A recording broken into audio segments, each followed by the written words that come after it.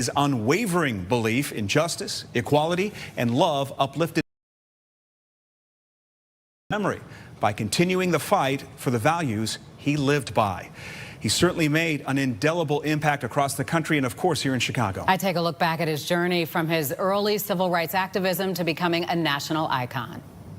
Put your hands together for our leader, the Reverend Jesse Louis Jackson. He was a civil rights leader, a politician, and community activist. Jesse Louis Jackson was born October 8, 1941 in Greenville, South Carolina. He met Jacqueline Lavinia Brown, and they were married in 1962. Together, they had 5 children. It was in a time of civil unrest and the height of the civil rights movement. Will they be able to sit down together at the table of brotherhood? I have a dream. He went to work for the Reverend Dr. Martin Luther King Jr. and was with King when he was assassinated in 1968. It was after Dr. King's death that Jackson took the reins and became known as one of the premier leaders of the civil rights movement. In 1971, he founded a group that would later be called People United to Serve Humanity, or Operation Push.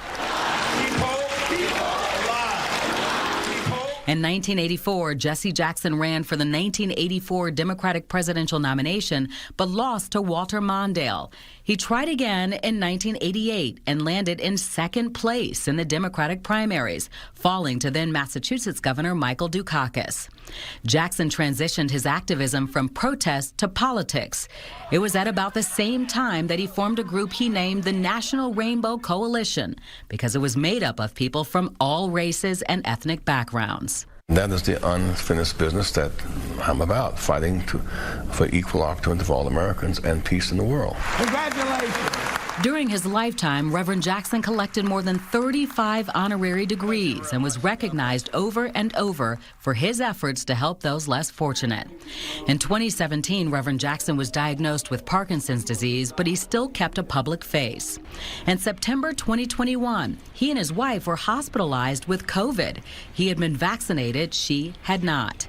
It affected his Parkinson's and his ability to walk and talk, and he had to undergo intensive therapy. But before long, he was back in the public eye doing what he did best, protesting injustice and bringing attention to issues for the less fortunate. Jackson once said, "Never look down on anybody unless you are helping him up." It was a mantra he lived by, one he's inspired others to continue as he leaves a significant legacy behind that helped pave the way for the modern civil rights movement we all know today.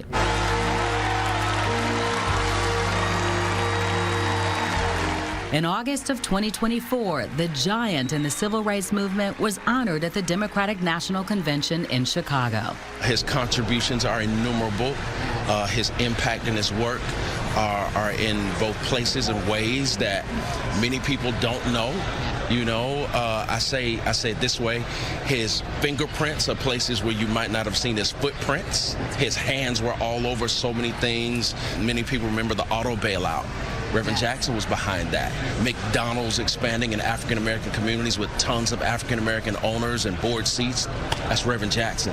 And so many other things around the world. So glad that the DNC paused to give him his flowers that he deserves so much. And in October of 2024, the city of Chicago that he has called home since 1966 gave him the key to the city. And what a fitting way to wish Reverend Jesse Louis Jackson a very happy birthday, giving him a key to the city he is truly considered to be his home. I think it is entirely appropriate to give great men and great women flowers while they can still smell them. Use love to motivate you and obligate you to serve the human family.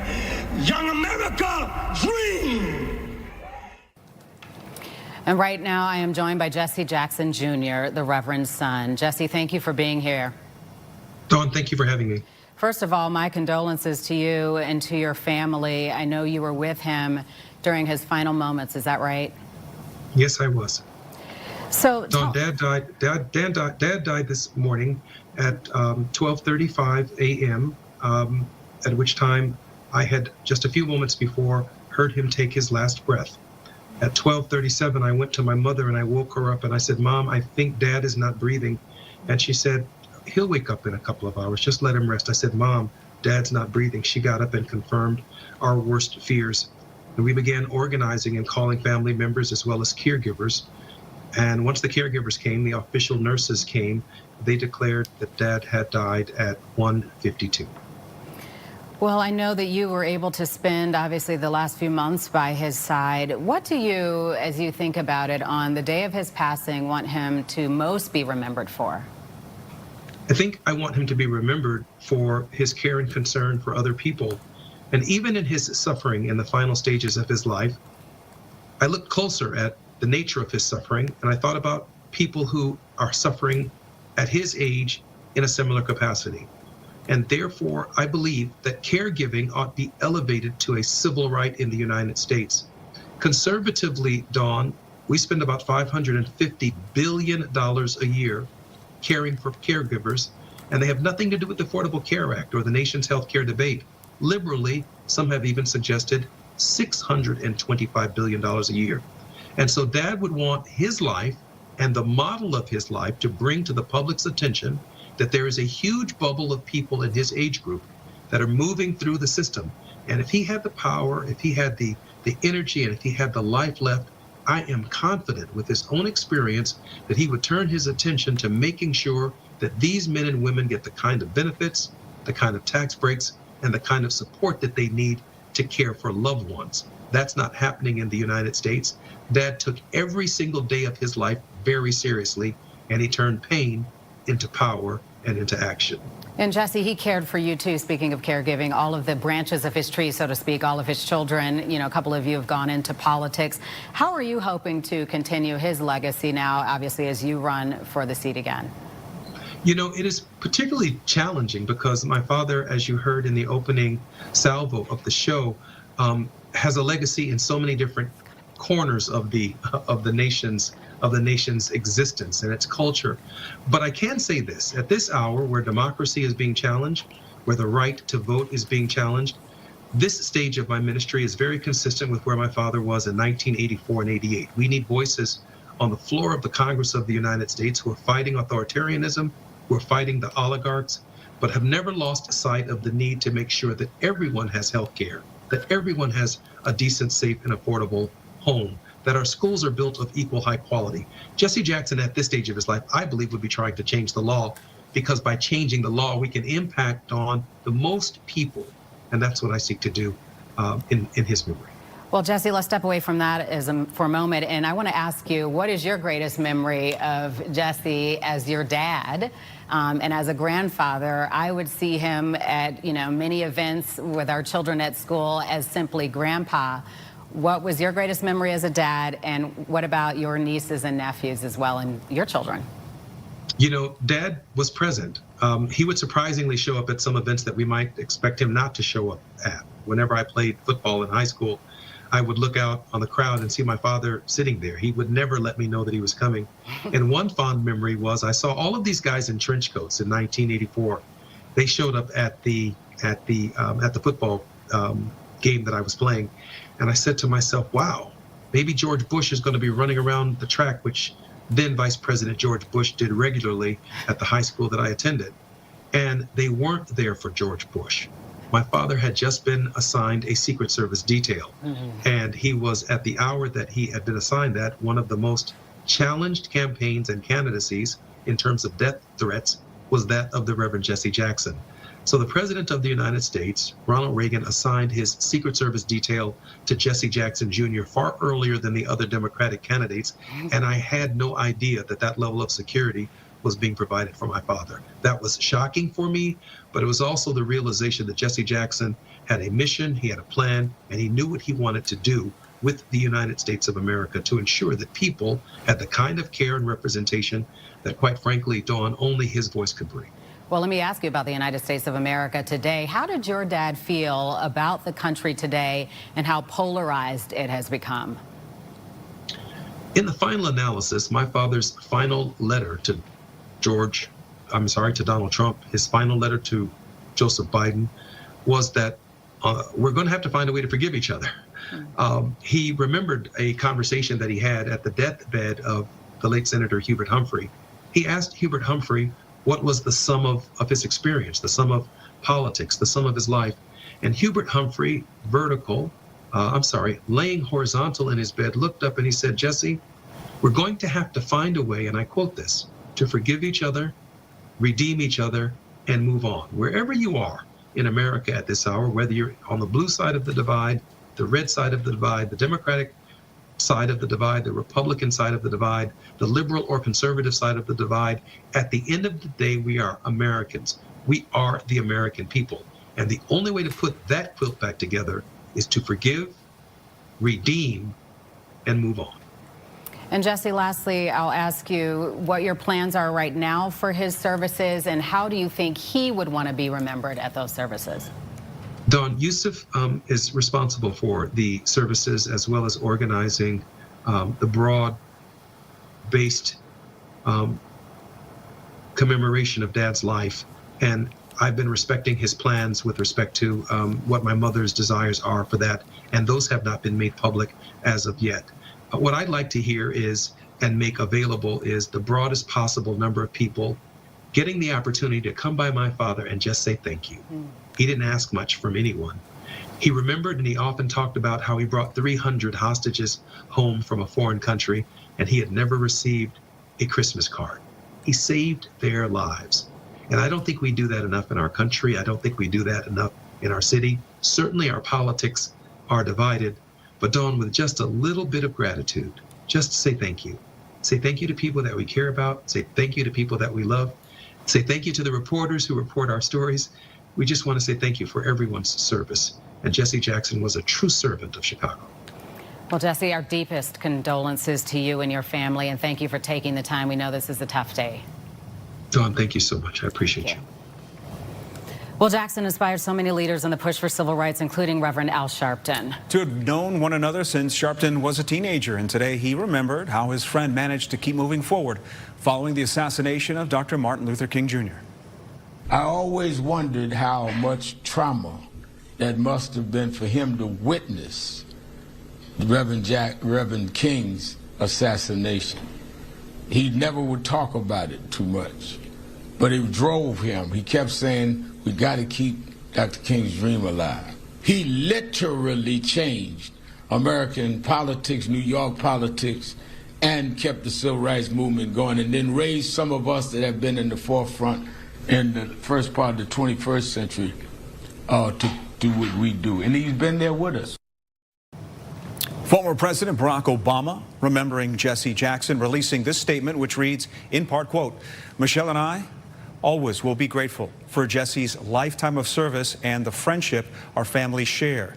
We stood on his shoulders. And Chicago Mayor Brandon Johnson released a statement of his own saying, I am devastated to lose my mentor and friend, Reverend Jesse Jackson Sr.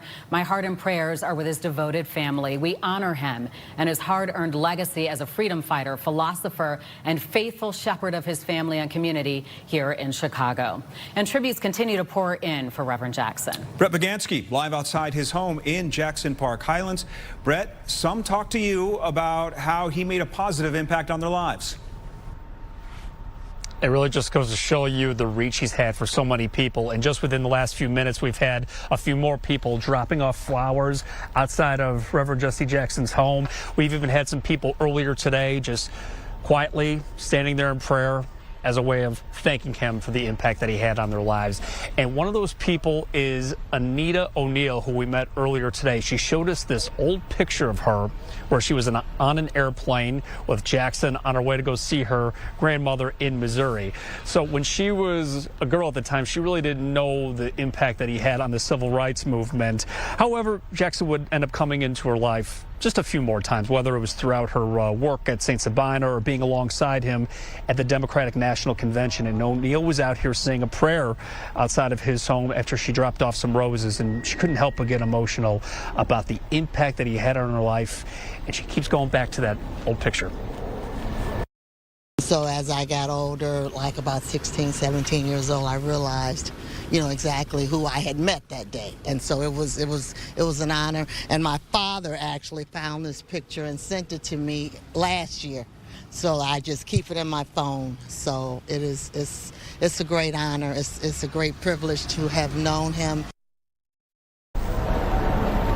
She wasn't the only one. We also spoke with J. Maul Green. You may remember him. He was a candidate for Chicago's mayoral race who considers Jackson his mentor and a close friend. And he walked alongside him to protest gun violence in Chicago and told me about the final time he met with him when he was sick.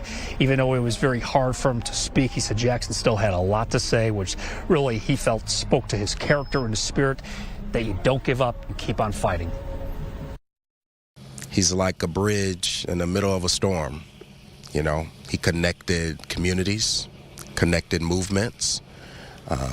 He connected a lot of us. And even if we disagreed with how he crossed that bridge, if that bridge was not in place, we would not be where we are today. Even Jackson's next-door neighbor said, look, he's this icon, but he was also just a good neighbor who wanted to be included in the family barbecues, and he just wanted to be looked at as just your friend who will always be there for you, and that's certainly how many people are remembering him tonight. We're live in Jackson Park, Highlands tonight. Brett Bagansky, Fox Chicago. Still ahead, our coverage continues on the death of civil rights icon Jesse Jackson. In the next few minutes, I'll speak with Mark Morial, the National Urban League president and CEO, about Reverend Jackson's impact on him. We've got another special edition of the Chicago Report tonight. Political reporter Paris Schutz is here to break down the race for Cook County Board President ahead of tonight's 7 p.m. debate.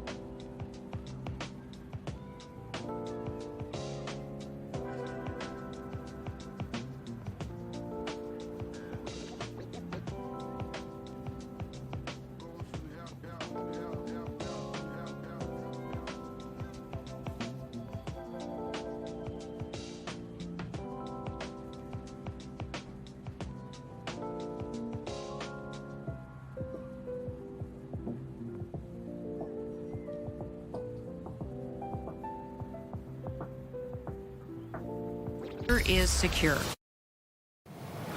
We are continuing to honor the life and legacy of civil rights icon Reverend Jesse Jackson Jr. after he passed away today, early this morning.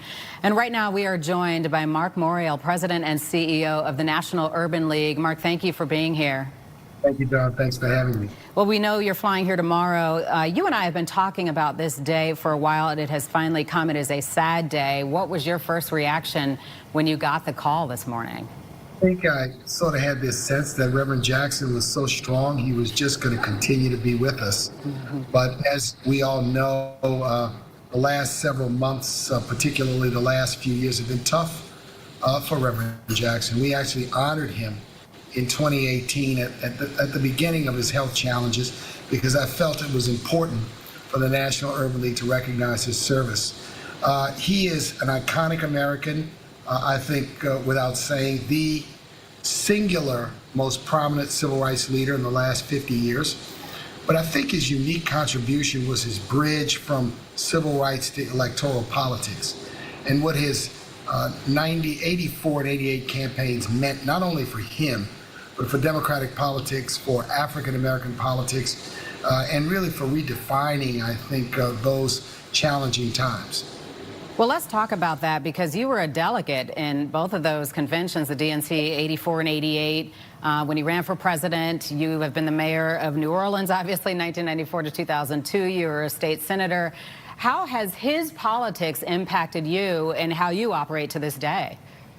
I think we saw in Reverend Jackson the idea of focusing on grassroots politics, focusing on registering people to vote, but also focusing on a positive message of inclusion and hope. What Jesse Jackson did in that 84 and 88 campaign is he put forth this vision of a rainbow coalition, but what it really was this idea that it took a multiracial coalition to lead America. In saying that, he was well ahead of his time.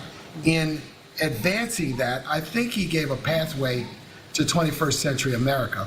That message is as relevant today as ever before, because we see a time when there are too many in the public square, too many elected officials who are seeking to tear America apart by race, by creed, by party identification, by whether you're in a blue state or a red state or a southern state or a northern state. And I think Jesse's politics had a unifying effect on the nation, and his lessons, I think, should be heeded by today's leaders. Well, as president and CEO of the National Urban League now, how will you continue that legacy? Obviously, yes, as you said, he bridged so many people together. He got so many people to just register to vote when he was running. How will you continue that legacy now that he is not here with the Urban League? I think, Dawn, all of us have to recognize the value proposition, the importance of not allowing our vote in American democracy to be exterminated, to be marginalized. And there's an effort through voter suppression, through this really absurd so-called SAVE Act, through efforts to really cut back and marginalize the Voting Rights Act, to undercut the very progress that American democracy made in the second half of the 20th century. I think Jesse would continue to encourage us to work and to fight, but to maintain a spirit of hope. Secondly, from an Urban League perspective, he focused, as we do, on economic justice, on economic empowerment, and on inclusion, on jobs, on housing, on entrepreneurship, on participation in the economic mainstream, on holding American business, holding big government accountable to include everybody in those economic opportunities. And I think he would compel us to continue to work and to continue to struggle, but to continue to have hope. Well, Mark, thank you for that message, and we are sorry about the passing of your friend and colleague. Thank you, and prayers to his wonderful family, and to all of his friends and members of the Rainbow Push Coalition out in Chicago. Thank you, Dawn. Thank you, Mark. All right, let's switch gears. The primary elections fast approaching. Our debate series continues tonight with the race for Cook County Board President. Board President Tony Preckwinkle will square off against challenger Brendan Riley. Political reporter Parashad's moderating that debate. Joins us now with a preview. I know some are in the building, right? Some are in the building. We're going to start in just under 40 minutes, and this is the first time the two of them have appeared on a televised debate together, and you've seen the ads. They are not holding back. There's no holds barred in this debate, no love lost. Preckwinkle going for her 5th term as Cook County Board President, and Riley, the longtime alderman from the 42nd Ward downtown, challenging her. Riley served in that role since 2007. Riley complaining about property tax delays. Preckwinkle claiming that Riley is quote-unquote MAGA, or an ally of Donald Trump, because he supported the building of Trump's tower way back 15, 20 years ago in his ward. And a lot of issues here. This is, you know, Cook County government touches so many people's lives. You talk about the jail, you talk about Stroger Hospital, the forest preserves, your property tax bills. All of it comes through Cook County, and so it's hard to imagine a position that has such a direct impact on every resident here in Cook County, 6 million strong. So we're going to have an hour here, no formal rules, kind of like a panel discussion. I'll be asking them questions, moderating, and they'll have chances to rebut each other, to argue, to say, no, you're wrong, I didn't actually say that. And I'll do my best to be traffic cop, but I think this is a race that's being very closely watched. There are very different philosophies here in terms of taxes and criminal justice and immigration. So I'm looking forward to this one right after your newscast. All right, we are too. Paris, thank you. Oh, you got it. All right, let's check the weather. Chief Meteorologist Emily Walls is here, and yes, another great day, Emily. That's right, another great day out there. We had temperatures topping out in the 50s for a lot of us. A couple locations were actually able to tag the low 60s way out in LaSalle, but again, most of us still sitting in the 50s, and that's about where we're going to stay throughout the overnight. If we take a look at the radar, we are seeing a little bit of rain that's now beginning to develop across the far west, the southwestern sections, and that's going to continue to sweep across the region this evening and tonight. But good news is that it is going to be out of here by daybreak tomorrow. So we actually have a really beautiful Wednesday on tap. For tonight, steady temps near 50. We're going to have gusty winds out of the south, gusting as high as about 30 miles per hour. Again, scattered rain showers are possible. And then tomorrow, we're turning our attention to an elevated fire risk. So we actually have a fire weather watch that has been issued for all of northeastern Illinois. That runs from Wednesday morning through Wednesday evening. Your daytime temperatures tomorrow, 66 degrees. We're going to be in the upper 50s on Thursday, but it's coming along with a severe thunderstorm threat. We'll dry things out going into the weekend, but much colder days are ahead by Saturday and Sunday. It's been 23 years since tragedy struck during a night out on Motor Road. Tonight, loved ones are remembering the victims of the E2 nightclub stampede. We'll have a live report next.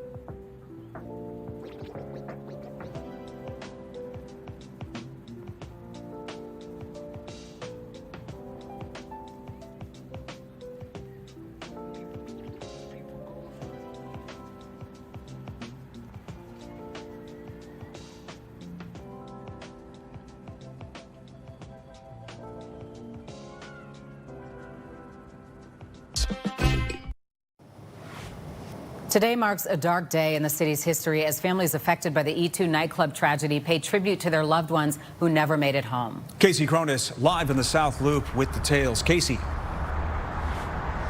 Don and Scott, with the building no longer standing, the site of the former club looks very different today, but the grief will never go away. Anytime there's tragedy or any death in your life, it is hard to just let go. In reality, you're going to think about them as the years go along, and I always do. It's been 23 years since confusion and panic set in during a night out on Motor Row. Pain that Demetra Carwell's mom, Mary, will carry forever, and heartache that will stay with Lanisha Crawford, Demetra's young daughter. I still get sad a lot. It's a lot of questions I like to ask her and get to know, but I have aunties and uncles and everybody and big family, so I get a lot of my answers from like bonding and sharing moments with them. The night of the tragedy, like other families, Mary was up waiting for her daughter to return home from the E2 nightclub when she found out on the news that something had gone terribly wrong. In the early morning hours of February 17th, 2003, a security guard had used pepper spray to break up a fight, but fear quickly spread through the club, with patrons worried it was a gas attack. Hundreds of people rushed toward the exit, falling down the steep, narrow staircase, landing on top of each other and becoming trapped. The club, marred by building violations, shouldn't have been open to begin with. She was so much of a person that loved life, loved people, outgoing, so understanding. On this tragic anniversary, Mary is experiencing another wave of emotion after learning of Reverend Jesse Jackson's death. He took her from hospital to hospital that morning, looking for her daughter. Oh my God, I was so thankful because he stood by my side and stayed there with me until we found her. And that was a blessing for him to do that. He didn't have to do that. The property owner has previously talked about creating a permanent memorial for the victims here, but development plans haven't yet been announced. Reporting live in the South Loop, Casey Cronus, Fox Chicago. We have much more tonight on the life and the legacy of Reverend Jesse Jackson. We will sit down with Pastor Charles Jenkins, who had the chance to travel the country and the world with Reverend Jackson. And Leak & Sons Funeral Home is taking care of his final arrangements, reflecting a connection that began decades before his passing.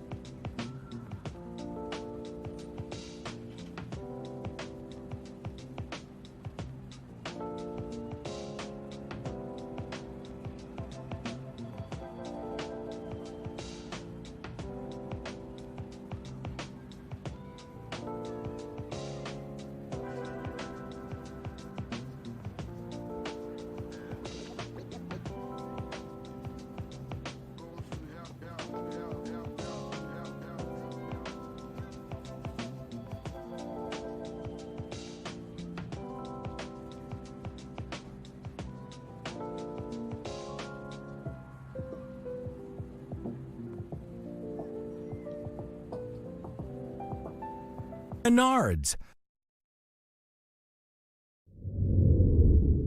I've sought to be a long-distance runner. I would like to be measured by my box score, not by the home run or the strikeout, but being a long-distance servant. We're remembering the life of Reverend Jesse Jackson. The civil rights icon and two-time former presidential candidate died this morning surrounded by family. And right now we are joined by Pastor Charles Jenkins. And thank you for being here. It's my pleasure. So I know you have traveled the world with him, the country, but first I want to talk about where you were this morning when you got the call.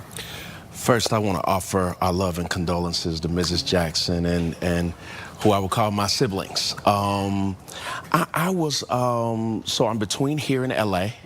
I was in pajamas in LA, getting ready to call it a night, and I got the phone call that he had crossed over to the other side, and you know, it was really shocking. Like I paused, I froze, I packed a bag, didn't go to sleep, headed to the airport, and here I am. I know his family needs you here because you're helping with planning. You guys go way back, you and Reverend.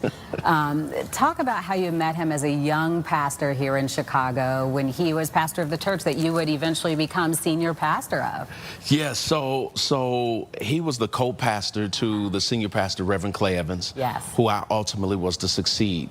And you know, there's this massive story that at the height of the civil rights movement, Reverend Evans was building a church.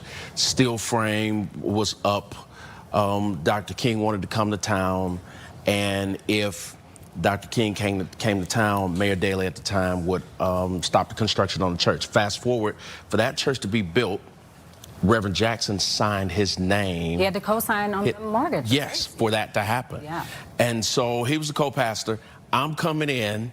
And so Reverend Evans introduces me to him because I've got some visibility. And so he brings Reverend Jackson in to coach me on visibility and how to manage. And, you know, he started coaching me and mentoring me and then ultimately talking to me about holistic service, serving people at every level of life and caring about how people eat, what they eat, where they live, the quality of education, economic and development, empowerment, all of the above. And you eventually went to chair, or serve, I should say, on the PUSH board. So how did you become involved in that? And you traveled with him as a result, right? What are some of your greatest memories? You know, nobody can be in proximity of Reverend Jackson and not get drafted into service. And he was that kind of guy. He was all about service and everybody around him getting involved and adding value to other people.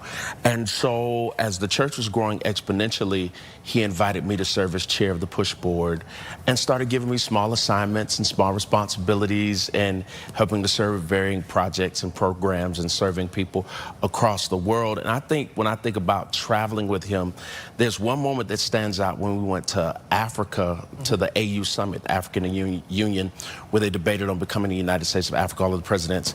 And there's one night after we've been working all day in meetings, it's maybe 1 in the morning, we're walking back to the hotel, and a lady walks up to him and says, Reverend Jackson, I need your help. He says, what do you need? She says, I need a job. He says, darling, give me your phone number. Let me give you Shelly Davis, Reverend Jackson's assistant's phone number. And I said to him after that as a young, budding leader, Reverend, what are you going to do for somebody in Ghana in the middle of the night who needs a job? He says, boy, you got to know people everywhere so you can help people anywhere. All the way in Ghana, his commitment was to try to help somebody get a job. Love it. Well, Pastor Charles Jenkins, thank you for being here. Unfortunately, we're out of time, but it is, I know, a privilege that you were able to see him honored at the DNC, and thank you for coming here to talk to us about what you remember about him. Absolutely. We love him forever. Yeah. We'll see you in the coming days as we celebrate his life. Yes. Thank you. Well, Jesse Jackson Sr.'s body is now in the care of Leak & Sons Funeral Home, but the connection between the family and the funeral home began long before his passing. And Tia Ewing sat down with Spencer Leak Jr. and has the story. My granddad told Clay Evans, instead of me finding him someplace, let him just come live with me.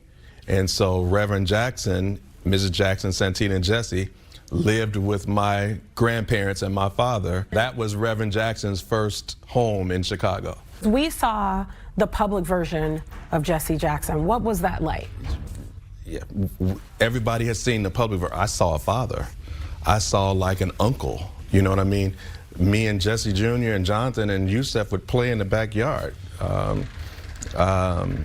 So, you know, Reverend Jackson is this iconic figure, but I saw him as this family man playing basketball in the backyard. Last night, Miss Jackson called my mom and said, we think the time is near. And so my mom called me and said, son, you need to be ready. And about 1:30 this morning, I got a call and said that Reverend has left us. Matter of fact, we got a call and then Jonathan texted me and said, we need you. When you think now to know that you went from a child knowing him as a father figure to now putting him to rest, essentially. Let me just say it was the honor of my life, not when Jonathan texted me this morning, but when Jesse Jr. helped me place his dad on the removal device to take him downstairs. And I kind of this is something I do every day, all day. Of course, Jesse Jr. doesn't do that, but I kind of just stepped back and let Jesse kind of do it himself. And we took him down the elevator. Jesse rode in the hearse back to the funeral home, took his dad out of the hearse. And then I can tell you this, I placed his dad in the very same spot where we had Sam Cooke, where his father, I showed Jesse the door. I said, your dad came in this door and stood right where we're standing as they were visiting with Sam Cooke, Jesse, and Muhammad Ali. And we had Reverend Jackson right there.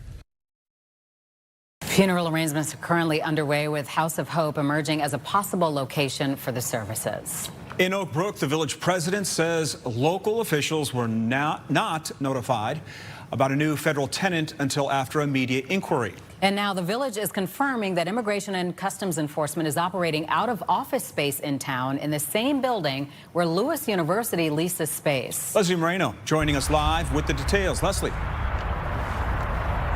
Hey guys, good evening. Yeah, because of that news, village leaders here in Oak Brook say the university has moved some of its classes online in the meantime out of an abundance of caution.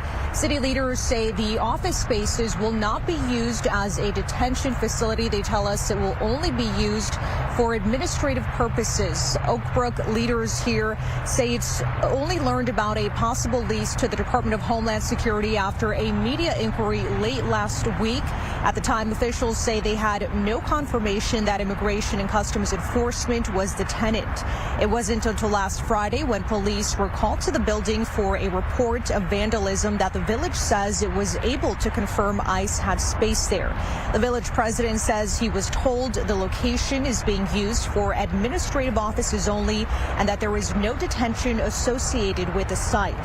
The village president says Lewis University decided to move some of its classes online out of an abundance of caution, and as long as DHS continues to use the space for administrative purposes only, they are complying with village zoning rules. And there are a lot of heightened emotions around ICE.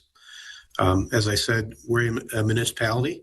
We're focused on doing what we can control, which is providing, public services and running our village. We don't get involved in matters outside of our borders. We don't think it's appropriate for us to do so. They are operating there lawfully. I can't control what they do.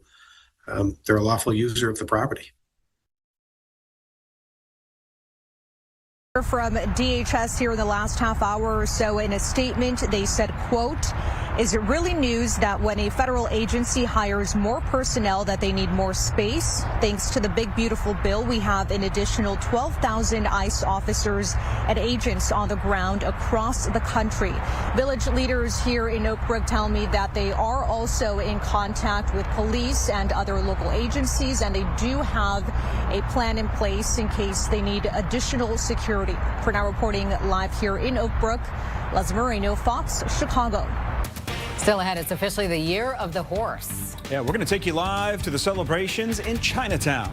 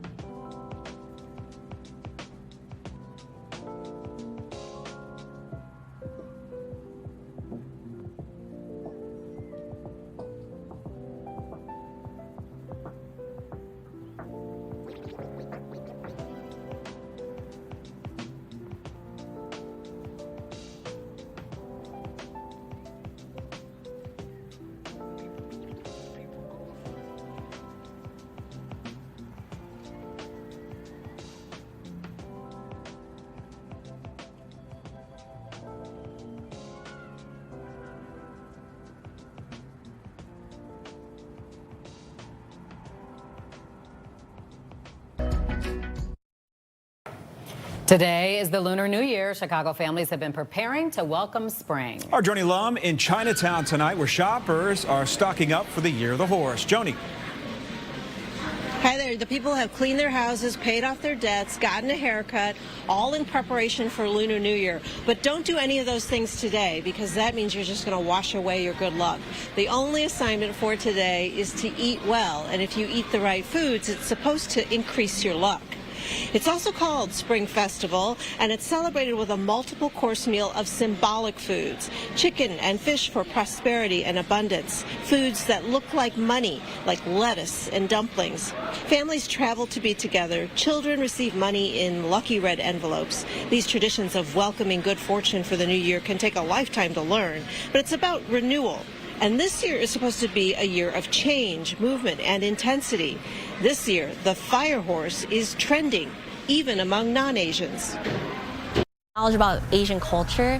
I think this year, maybe people just want a bit more fortune in their lives and stuff. But I think that the rise in Asian culture in pop media has really helped. I think people internally are thinking more about how to, spend time together with your family. That's, I think, what Lunar New Year is really about.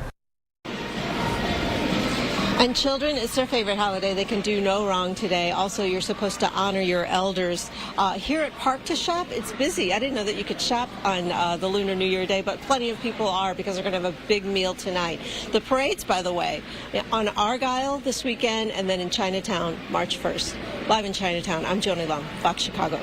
And Joni, I hear mandarin oranges make a good gift today. Just learned that. All right. Lunar New Year bringing us some good luck weather-wise, although it may not last.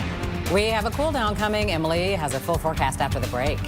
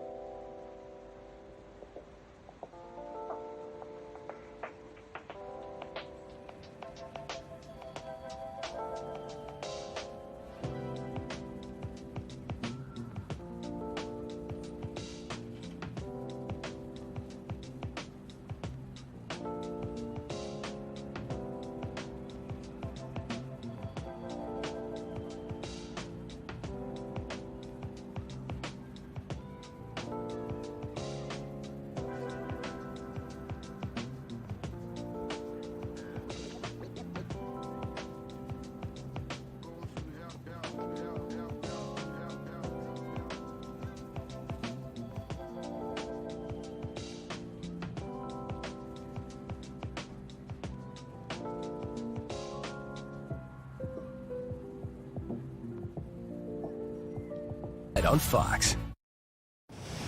We were talking about Lunar New Year. Emily, we'd like to bring good luck to the temperatures? You know, I think we have so far this week already, but we're going to keep that going here for at least a few more days. We have temperatures that are staying above average at least through the end of this work week, and then going into the weekend, that's when we start to see some cooler air build again. Let's take a look at the radar right now. We are tracking some light rain showers that have been developing. Those are going to move throughout this evening and tonight, but all of it's going to be out of here tomorrow. And actually tomorrow, we have an elevated fire risk for all locations that you see here highlighted in tan. That is a fire weather watch from Wednesday morning through Wednesday evening. So outdoor burning is strongly not recommended. And then we do have severe weather possible on Thursday. Here's a check of your 7-day forecast. 66 degrees, sunny skies on Wednesday. Thursday, we have a stormy day. 59 degrees. We're in the 40s on Friday. By Saturday and Sunday, as we are back down to the 30s. Thanks, Emily. We'll be right back. Fox.